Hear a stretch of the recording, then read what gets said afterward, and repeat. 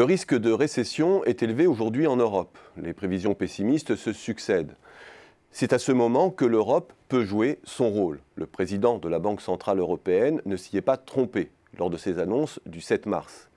Il sait que c'est lorsque la mer se retire que surgissent tous les problèmes, bancaires et financiers notamment. Il prend les devants côté bancaire en relançant le dispositif de refinancement à long terme fléché sur les banques et maintient les taux à leur plancher car il sait aussi que le coût d'un sauvetage sera collectivement bien plus élevé que celui d'une impulsion lancée à temps pour éviter que la dynamique récessive ne s'enclenche. Alors, l'Europe, aujourd'hui plus pragmatique, peut-elle être cette fois-ci au rendez-vous de l'histoire? Peut-elle jouer son rôle protecteur, capitalisant sur les erreurs du retard à l'allumage de l'ère trichée et mobiliser à temps l'arme budgétaire pour relayer l'arme monétaire? A priori, on se dit que les choses ne sont pas si mal parties. Clairement, la solution est entre les mains des pays du noyau dur. Et de ce côté, pour des raisons variées, les choses vont dans le bon sens. L'heure est plutôt au relâchement de la discipline budgétaire. En France, après l'inflexion socialo-fiscale mise en place en réponse au mouvement des Gilets jaunes, en Italie, avec le changement de cap budgétaire initié par la coalition anti-système issue des élections de mars 2018, et même en Allemagne, où le gouvernement a lâché du lest sur les salaires des fonctionnaires et a promis, à partir du 1er janvier 2021, la suppression de l'impôt de solidarité finançant la réunification pour 90% de la population imposable. Mais est-ce suffisant? Clairement, l'Europe ne réitère pas l'erreur de la procyclicité de ses politiques. Clairement, l'inflexion légère, certes, se produit là où elle doit être opérée en priorité. Et à minima, elle devrait jouer un rôle d'amortisseur.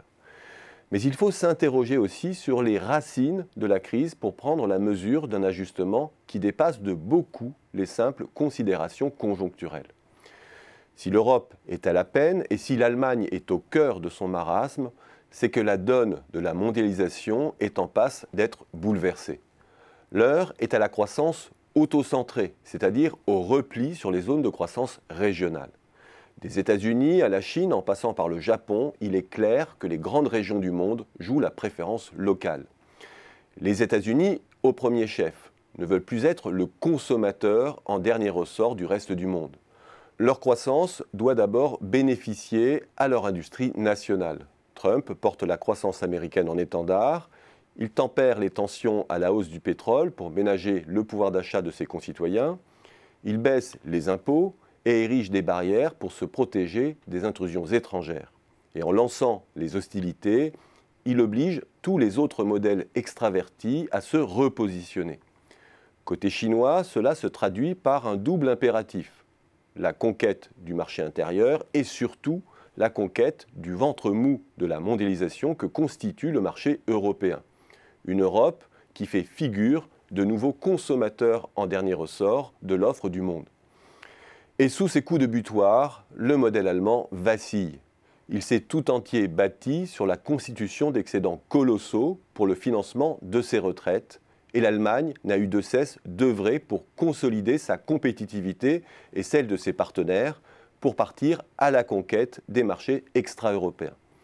Or, le nouveau design de la mondialisation invalide toute la stratégie de long terme de la principale économie européenne. Et c'est bien plus qu'une politique de relance, encore balbutiante, qu'il lui faudrait pour relever le défi de la nouvelle donne mondiale. Le risque, c'est que, arrimée à sa quête d'excédents, l'Allemagne ne transforme l'Europe en champ de bataille de la guerre commerciale qu'elle livre à la Chine, et que les économies qui demeurent arrimées à leur modèle social ne soient les grandes perdantes de la lutte à mort des grandes économies extraverties.